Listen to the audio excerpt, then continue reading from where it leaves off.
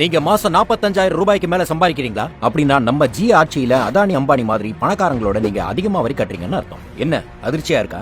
அடுத்த 4 வருஷம் நம்ம ஜியோட அரசு உங்களை எப்படி ஜூஸ் மாதிரி புழிஞ்சு சக்க எடுக்க போறாங்கன்னு சொல்றேன் கேளுங்க. முதல்ல இந்தியா முழுவதும் வசூலான மொத்த வரி தொகை 2014ல எவ்வளவு, 2024ல எவ்வளவுன்னு பாப்போம். 2014ல இந்தியா முழுக்க வசூலான வரி 11.58 லட்சம் கோடி. அதுல கார்ப்பரேட் கட்டின வரி 33%, அதாவது 3.93 லட்சம் கோடி. அப்படியே ஃபாஸ்ட் ஃபார்வர்ட் 2023 வருஷத்துக்கு வாங்க. மொத்தமா வசூலான வரி 33.6 லட்சம் கோடி. அதுல கார்ப்பரேட்டோட பங்கு 27.44%, அதாவது 9.21 லட்சம் கோடி. இதுல கவனிக்க வேண்டியது 2014ல 33% இருந்த கார்ப்பரேட் வரி 2023ல 27.44% குறைஞ்சிருக்கு. இது 2014ஓட ஒப்பிடும்போது கிட்டத்தட்ட 5.5% கம்மி, அதாவது தோராயமா 1.8 லட்சம் கோடி. இந்த 1.8 லட்சம் கோடி துண்டு விழுந்துச்சுல, இதுக்கு எங்க போவாங்க, யார் கட்டுவாங்க? வேற யாரு? அதான் இடிச்ச வாங்க நடுத்தர மற்றும் அடித்தட்டு மக்கள் நாம இருக்கோம்ல. நாம கட்டுற ஜிஎஸ்டிலையும் வருமான வரியிலையும் கொஞ்சம் கொஞ்சமா ஏத்தி சரி கட்டுறாங்க நம்ம ஜியோட அரசு. இங்க ஒரு முக்கியமான கேள்வியை கேட்கணும். கார்ப்பரேட் ஏன் குறைவா வரி கட்டுறான்? அவனோட வருமானம் குறைஞ்சதாலையா? ஒரு உதாரணம் சொல்றேன் கேளுங்க. 2014ல அதானியோட சொத்து மதிப்பு வெறும் 40,000 கோடி. அதுவே 2023ல பார்த்தோம்னா 28 மடங்கு உயர்ந்து 11.2 லட்சம் கோடி. நல்லா கேளுங்க, 28% கிடையாது, 28 மடங்கு. 10 வருஷத்துல இப்படி ஒரு வளர்ச்சி உலகத்துல எந்த பணக்காரனுக்கும் நடக்கல.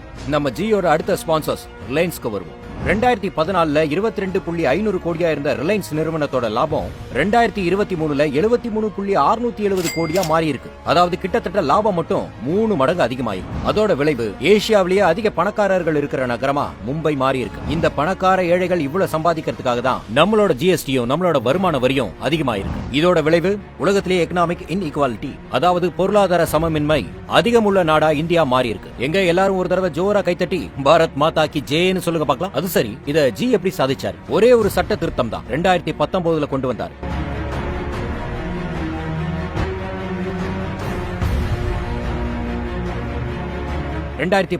மார்ச் மாசம் அம்மையார் நிர்மலா சீதாராமன் அவர்கள் நிதி அமைச்சரா பதவியேற்கிறாங்க. நிறைய விஷயம் நான் சொல்லணும், ஓடிடாதீங்க. ஒருவேளை போனா கூட போய் டிவில பாருங்க. தமிழ்நாடு விஷயம் இன்னும் நிறைய சொல்றதுக்கு இருக்கு. நான் சொல்றேன், அதை டிவில போய் பாருங்க.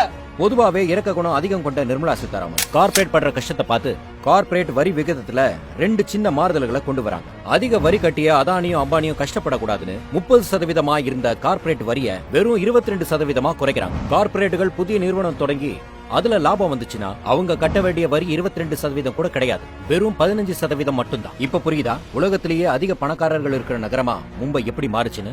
கொலாட்ரல் டேமேஜ்னு பொதுவா சொல்லுவாங்க. அதாவது ஒரு பெரிய சம்பவம் நடந்துச்சுன்னா சின்ன சின்ன இழப்புகள் இருக்கதான் செய்யும், அதை நாம ஏத்துக்கணும். அப்படின்னு குஜராத் மார்வாடிகள் உலகத்தின் பெரும் பணக்காரர்களா மாறணும் அப்படிங்கறதுக்காக கொடுக்கப்பட்ட கொலாட்ரல் டேமேஜ் தான் நாம எல்லாம், அதாவது அதிகரிக்கப்பட்ட ஜிஎஸ்டி மற்றும் வருமான வரி. இந்த ஜிஎஸ்டில ஒரு முக்கியமான விஷயம் இருக்கு. அதாவது பணக்காரர்கள் மட்டும் வாங்குற வைர நகை ஜிஎஸ்டி எவ்வளவு தெரியுமா? வெறும் 1.5%. ஆனா பாருங்க, எல்லாரும் வாங்குற காரு, பைக், சிமெண்ட் எல்லாம் 28% ஜிஎஸ்டிக்கு கீழே வருது. நீங்க ஒரு பைக்கை 1 லட்சம் ரூபாய்க்கு வாங்குறீங்கன்னு வச்சுக்கோங்க, அதுல 28,000 ரூபாய் ஜிஎஸ்டிக்கு மட்டும் போகுது. அதுவே ஒரு காரை 10 லட்சத்துக்கு வாங்குனீங்கன்னா 3 லட்சம் ரூபாய் வரிக்கு மட்டும் போகுது. அடுத்து அதை பயன்படுத்த பெட்ரோலோ டீசலோ போட்டீங்கன்னா அதுல 50% வரி. அந்த பைக்கையோ காரையோ லோன்ல வாங்குனீங்கன்னா அந்த வட்டியிலையும் வரி இருக்கு. கூட்டி கழிச்சு பாத்தீங்கன்னா 50-60% வரி மட்டுமே போகும். அடுத்து எல்லாருக்கும் சொந்த வீடு கட்டணும்னு ஆசை இருக்கும்ல, அதுக்கு சிமெண்ட் வாங்குவீங்கல்ல, அதுக்கு 28% ஜிஎஸ்டி. அதுக்கு இரும்பு கம்பி எக்ஸெட்ரா பொருட்கள் எல்லாம் இருக்குல்ல, அதுக்கும் 18% வரின்னு இன்னும் சொல்லிக்கிட்டே போலாம். அடுத்து இந்த பாரத் மாதா கி ஜெய்னு சொல்லிட்டு சுத்திட்டு இருக்கிற மிடில் கிளாஸ் சங்கிகளுக்கு வருவோம். இந்தியாவுல வருமான வரி கட்டுற நடுத்தர வர்க்கம் கிட்டத்தட்ட 8 கோடி பேர். இந்த 8 கோடி பேர் தான் இதுக்கு முன்னாடி சொன்ன எல்லா வரியையும் கட்டிட்டு கூடுதலா வருமான வரியையும் சேர்த்து கட்டிட்டு அதானி அம்பானியை விட அதிகமா வரி கட்டுற இடத்துல இருக்காங்க. அதானி அம்பானி போன்ற பணக்காரர்கள் கட்டுற வரி வெறும் 15ல இருந்து 22% மட்டும்தான். ஆனா மாசம் ஒருத்தர் 45,000 ரூபாய் சம்பாதிச்சார்னா இன்கம் டாக்ஸ் ஸ்லாப் படி அவர் 20%,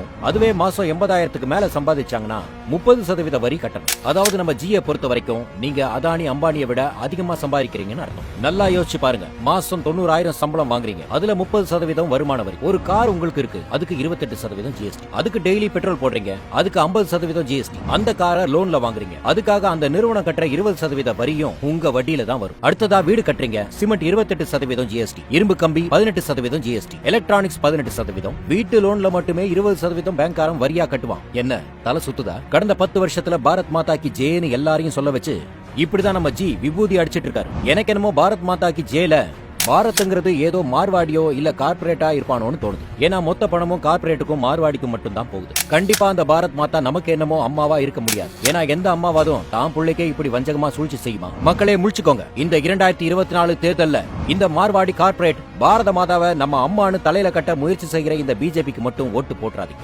வடநாட்டான் கட்சிக்கு நம்மளுக்கு என்ன சம்பந்தம்? அதை இங்க வந்து என்னையெல்லாம் உன் தலைவனா ஏத்துக்கோன்றாப்ல. எங்க தமிழ்நாடு தலைவனே இல்லையா? வடநாட்டில் நீ வந்து எங்க தலைவனாகுமா?